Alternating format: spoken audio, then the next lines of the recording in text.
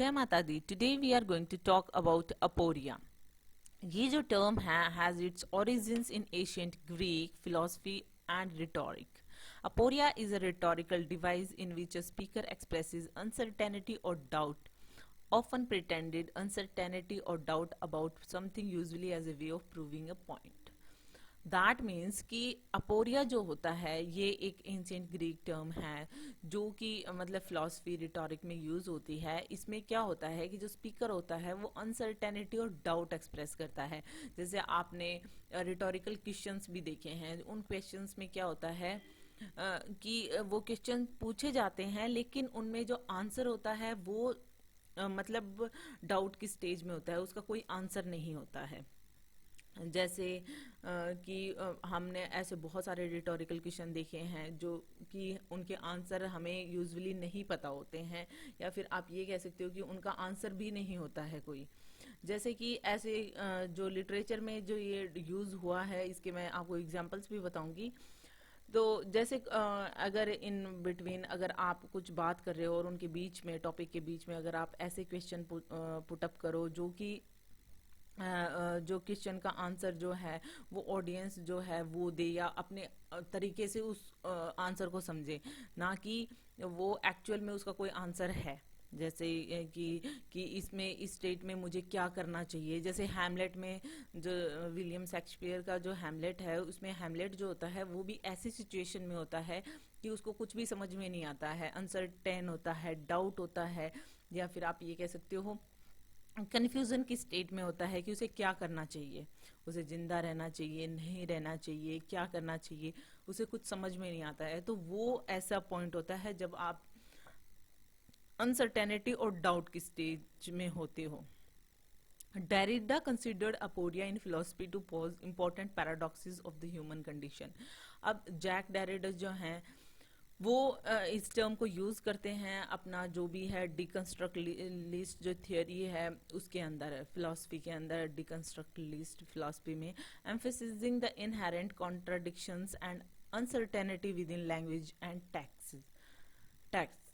अब इसमें क्या होता है कि जैक डेरिडा ने जो भी डिकंस्ट्रक्टलिस्ट फिलोसफी में बताया है कि उन्होंने ये बताया है कि किस तरीके से एक लैंग्वेज टेक्स्ट में कॉन्ट्राडिक्शंस होते हैं, अनसर्टेनिटीज होती हैं. जैसे कि किसी भी चीज़ का कोई भी फिक्स मीनिंग नहीं होता है, कोई भी टेक्स्ट या लैंग्वेज का.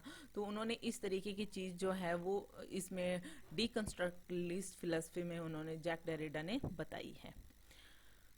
ये तो था अपोरिया की बात. होप आप समझ गए होंगे कि ये एक ऐसा फिगर्स ऑफ स्पीच है अपोरिया जो स्पीकर और राइटर जो हैं वो एक क्वेश्चन जो है वो पॉजेस करते हैं, और जो ये क्वेश्चन होता है वो डाउट और कंफ्यूजन जो है वो एक्सप्रेस करता है. इन शॉर्ट अगर हम कहना चाहें तो ये होता है अपोरिया.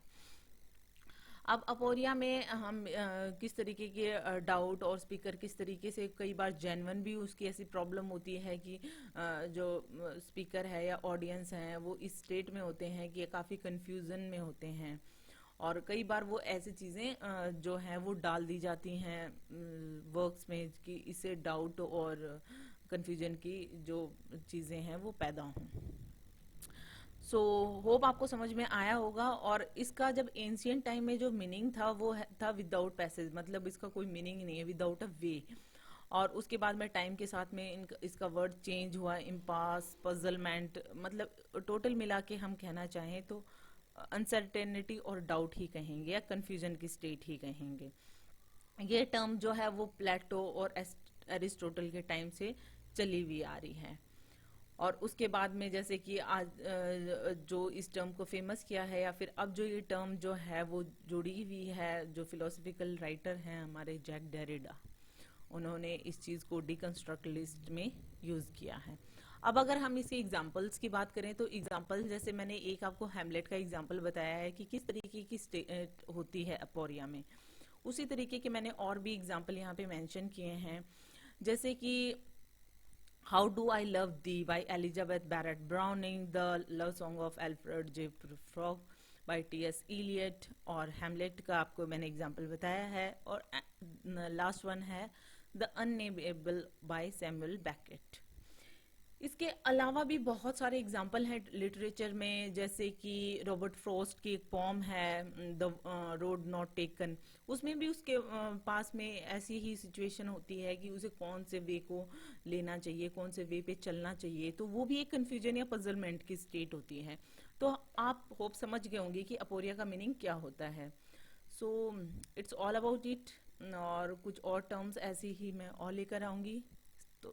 तो stay tuned and please hit the thumbs up button, please subscribe the channel, put your views and suggestion in comment section.